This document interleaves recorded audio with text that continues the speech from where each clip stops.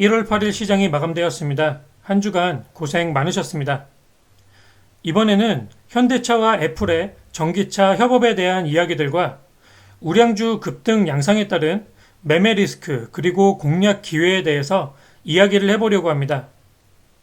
금일 애플이 현대차를 협력사로서 손을 잡고 애플카, 즉 전기차 개발을 진행할 가능성이 높다라는 소식이 전해지면서 현대차 그룹주들과 이와 관련된 중소형 부품주들이 대거 급등을 하면서 마감이 되었습니다.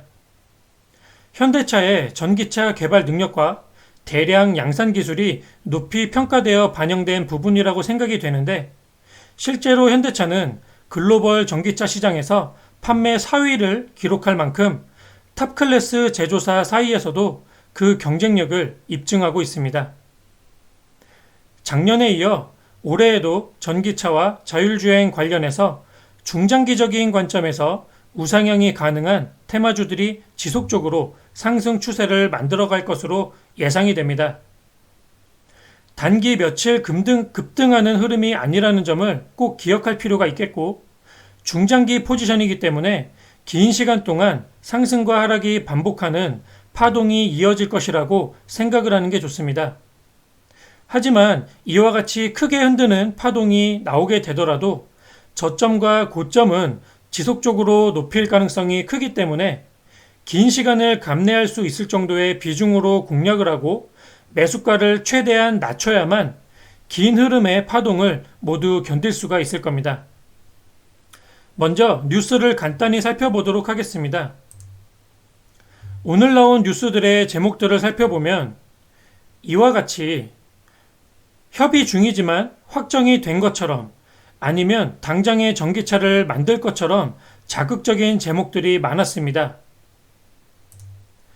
반면 이와 같이 협상 초기 단계일 뿐 확정된 게 없다라는 점도 부각이 되고 있고, 실제로 5에서 7년 정도의 개발 기간이 필요하다고 합니다.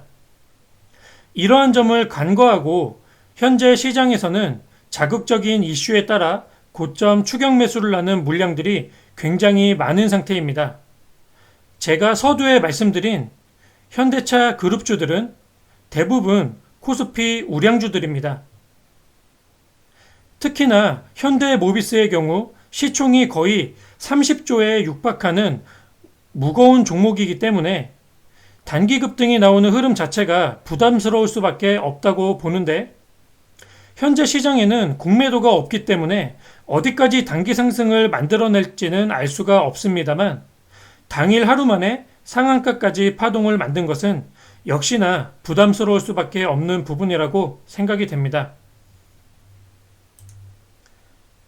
코스피 대형주들은 파동을 만들 때 대부분 숏커버링의 개념으로 움직이기 때문에 양봉의 추격 매수를 하게 된다면 단기 파동이 마감이 될 때 쉽게 고점에 물릴 수가 있습니다.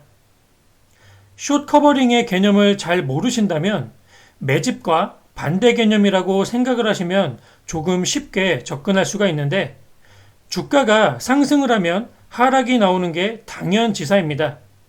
이때 주가가 하락을 할 때 횡보의 기간이 매우 짧거나 횡보가 없이 V자의 형태로 반등을 만들어내는 것이 숏 커버링의 움직임이라고 볼 수가 있습니다. 현대모비스 차트를 지금 보시고 계십니다. 현대모비스 차트를 기준으로 설명을 드리자면, 보시면 이와 같이 대부분 횡보 없는 상승과 반등의 흐름이 이어집니다.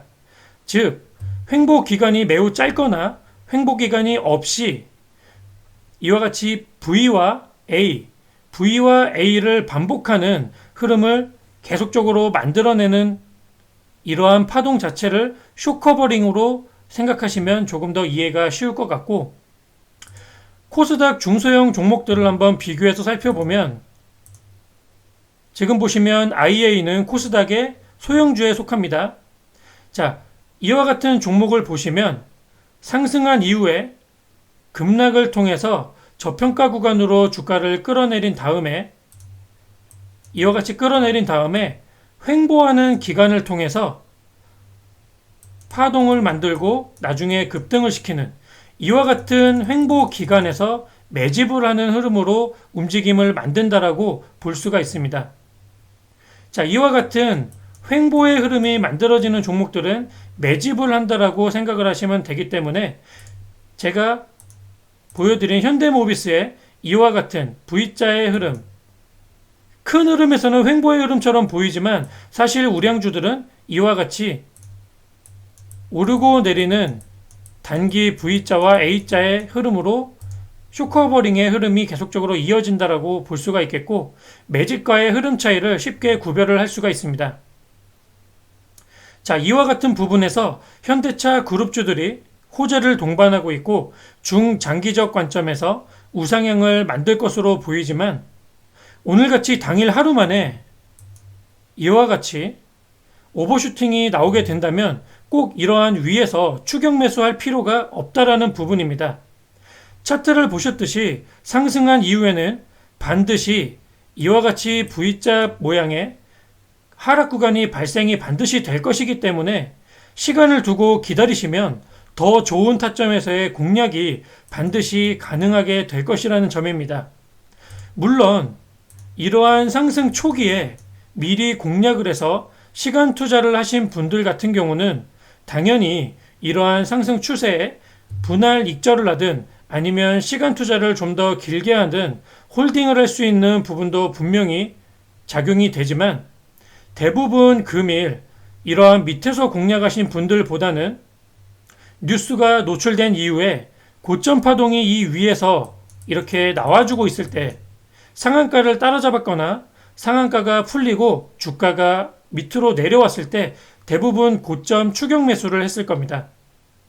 중장기적인 재료를 가진 종목이기 때문에 매수가가 낮아야지만 시간 투자 시 이렇게 눌러주는 파동이 나올 때 이러한 하락 파동을 모두 견딜 수가 있고, 그리고 또 이렇게 하락할 여지가 많은 종목들이기 때문에 대형 우량주의 경우에서 쇼커버링의 개념으로 이와 같이 눌러줬다가 급반등하는 경우들이 많기 때문에 최대한 이러한 고점에서 추격 매수를 하지 않고 기다렸다가 밑에서 쇼커버링의 저점을 공략하는 게 더 좋은 매매의 관점이 된다는 것을 여러분들이 한번 생각을 해보실 필요가 있습니다. 뜨거운 냄비를 무작정 잡으면 손을 대이고 다치듯이 주식도 마찬가지입니다. 특히나 코스피 우량주들은 단기 급등으로 마감되는 흐름이 나오게 된다면 투기성 매매가 짙어지기 때문에 상승 추세의 생명이 짧아지고 고점에서 물량을 개인들에게 빠르게 넘기고 주가를 이렇게 끌어내리는 형태가 많이 이루어지게 됩니다.